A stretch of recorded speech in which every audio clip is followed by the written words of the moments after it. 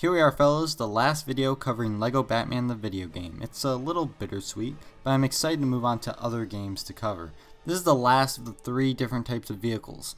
We went over land vehicles, water vehicles, and now here's the video on air vehicles, or aircrafts, or whatever you want to call it. I'm calling it air vehicles just to fit the trend of the last 2 videos about this game. There are only 10 air vehicles and 2 levels to play them in. Again, like the water vehicles, there are less air vehicles than land vehicles, but the land vehicles only get 1 level. It's weird. I would have enjoyed a land vehicle in the Riddler villain campaign, but whatever. Anyway, as we conclude our time with LEGO Batman the video game, let's journey through these air vehicles and live, laugh, and love. Hopefully that'll bump up my female demographic.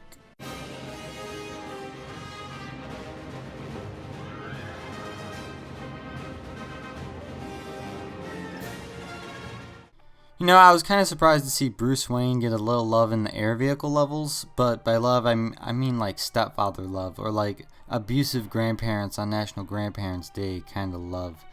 This is the only air vehicle that can't do anything, nothing at all. So like I said, TT Games is giving Bruce Wayne some love by giving him a jet in the air vehicles level, but it's not enough to be satisfied. I don't know what they could add to make Bruce Wayne's private jet have more purpose, so honestly, they could have given this slot to someone who makes more sense. Maybe Mr. Freeze should have gotten like a Nimbus cloud looking thing to fly around in, just to follow the trend of Mr. Freeze having some stupid vehicle to ride around on. But all in all, Bruce Wayne's private jet was a waste of one of the 10 sacred spots in the air vehicles levels.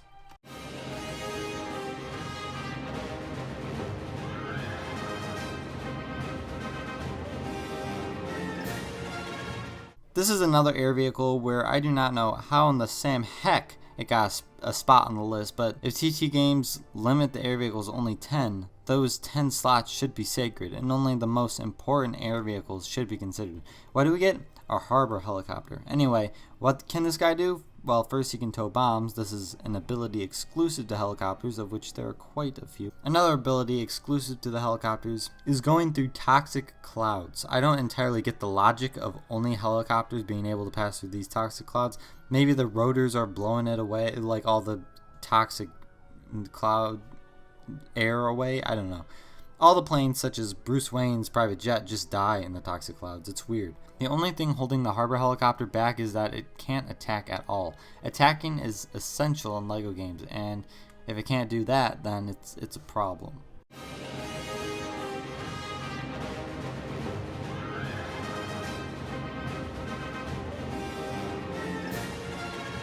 Mad Hatter is back with another vehicle, one that flies this time. Will TT Games do him justice, unlike his steamboat that did absolutely nothing? Well, I mean, Mad Hatter's glider can attack, but that is all there is to show for this man. I can't even tell you where the ammunition is coming from. The glider? Don't you think that would like tear up the fabric?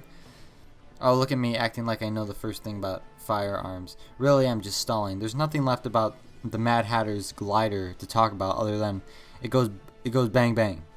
I dare say this is yet another waste of an air vehicle slot because he can't do a diddly darn thing. Mad Hatter as a whole kinda got beamed in this game. He was a boss of 1 level, but not playable in the villain campaign. He has both a water vehicle and an air vehicle, but both are trash. He makes appearances in other LEGO Batman games, but he's more of a luxury than anything. So I'm sorry, Mad Hatter, but I gave you 3 chances to prove yourself, and you're still trash.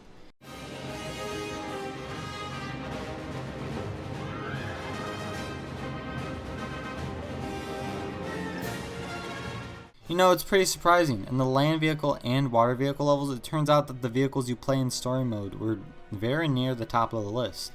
The air vehicles don't really follow that trend. I mean, it's the 3rd segment in the video, and we've already come across a secondary air vehicle that you play in the biplane blast level. Biplane blast level, try saying that 5 times fast. It's the air vehicle level of the Joker villain campaign, and it's named after this very vehicle, the Scarecrow's biplane.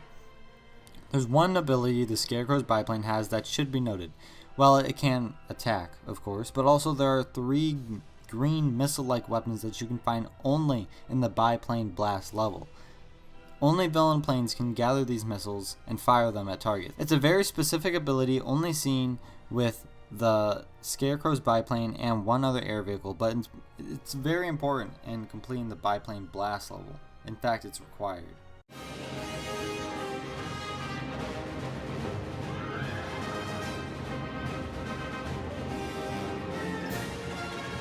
Strange, the Riddler is qualified to fly his own jet, don't ask me where he got it, but he still couldn't get a Riddler van in the land vehicles level. Anyway, Riddler's jet is the other villain plane besides the Scarecrow's biplane that can pick up these green toxic missiles or whatever they are. That's a very weird criteria, don't you think? Gotham set up these missile dispensers on the rooftops of skyscrapers and said, well, to get these you must be a themed criminal and you have to be in a plane, not a helicopter, not a glider, but a plane. You'd think the Riddler and Scarecrow had to have like a permit for these green missiles? Honestly, I doubt it since they don't abide by the law, those scoundrels.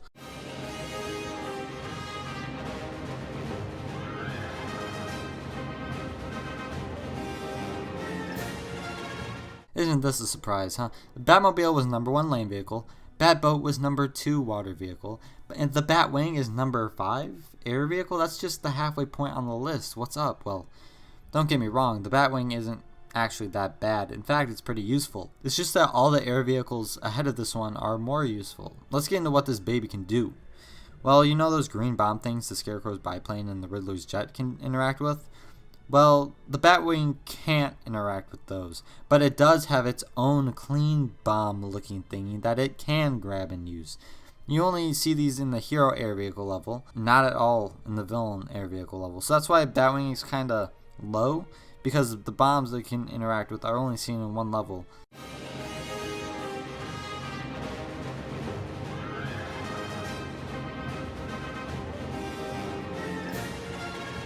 Yes, we live in a world where the Goon brothers outrank the Bat himself. I'm also shocked, yes, indeed. But hey, it's been a while since we've seen a helicopter. And by a long time, I mean like a few minutes. Anyway, let's review the perks of helicopters. 1, they can tow bombs around, while planes cannot. 2, they can go through toxic clouds for some reason, while planes cannot. Like I said, it must have something to do with the rotors blowing away with the toxic clouds or something dumb like that. The reason why the harbor helicopter was so low on the list is because it couldn't attack. Well, this is where the Goon helicopter and the other helicopters you will see differ from the harbor helicopter. Attacking is the base requirement for me. Enemies will always be bothering you in LEGO games. This is common sense. So if a character or air vehicle can't attack, I don't want to play as them. And that's fact. Yes. End fact.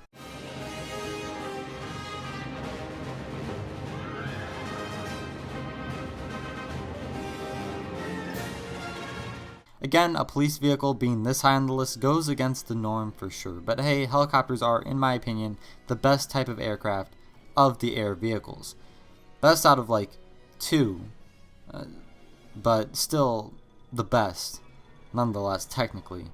But in all reality, there's no difference between the Goon helicopter and the police helicopter. So, wait, does that mean the Goons and the police are the same thing?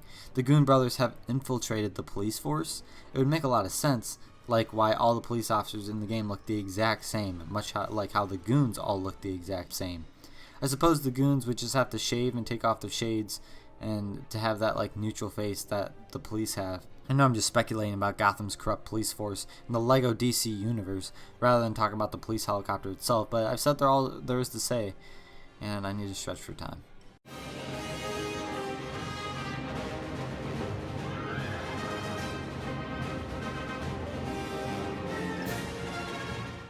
Okay, I guess you can say this is a Bat vehicle, so it's not out of the norm that another Bat vehicle is so low, since this one is pretty high up anyway. But this one is flown by Robin, and that's canon. So, since Robin is the one flying it and not Batman, in my head I don't consider this a Bat vehicle despite having the word Bat in it.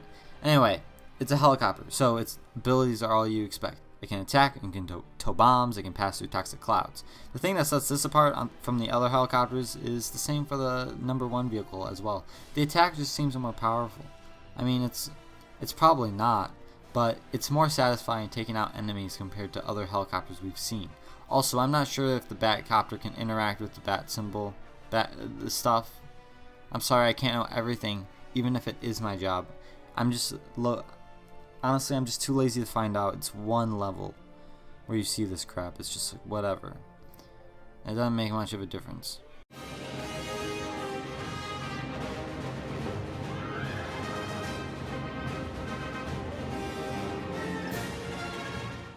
Following the trend of the water vehicles video, the villain's primary vehicle makes it out on top.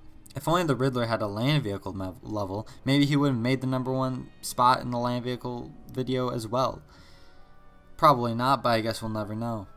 Anyway, the Joker's helicopter is everything you expect from a helicopter. It can tow bombs, it can go through toxic clouds, and it can attack. Everything you come to expect. The Joker's helicopter attack also feels more satisfying, just like I said with the Batcopter. And I really have nothing else to say. I've exhausted everything I could say about helicopters in past segments, so this video's end seems a little fizzled out. But yeah, this is the end of LEGO Batman the video game on my channel. It's been a ride, and also a nice break from a long-running series. I've said this before, but there will be another one-off every character ranked, which will be long. Like when I do one-offs, I like adding another element. Like for Totally Accurate Battle Simulator, I did like a tournament alongside the actual ranking. But this one, what I'm planning on doing is going to be long. It's going to be supercut length, I'm pretty sure. And there's 20 slots. So yeah, it's going to be long. Anyway, but after that, I'm going to start a really long series. Like I said, it's going to be like 13 parts, I believe. When I get to that, I also have like another indie game that I want to cover as a one-off after that as well. So yeah, I'll get to it when I get to it. Again, this is like way in distant future. I don't even think you won't see some of these projects until like at least a year in advance. From now, it's whatever. I'm in college now, so I don't know when I'll be able to start and upload these things. They definitely won't be consistent, I'll tell you that. So expect longer amounts of time between episodes, as if a few weeks wasn't long enough. But until then, I'll see you around, boys.